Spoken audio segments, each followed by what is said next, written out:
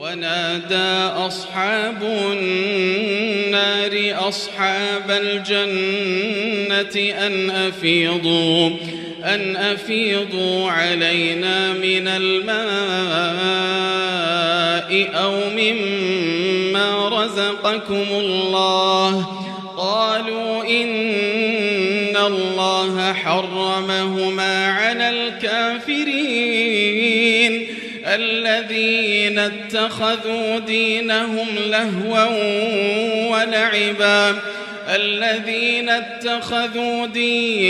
لهوا ولعبا وغرتهم الحياة الدنيا، فاليوم ننساهم كما نسوا لقاء يومهم هذا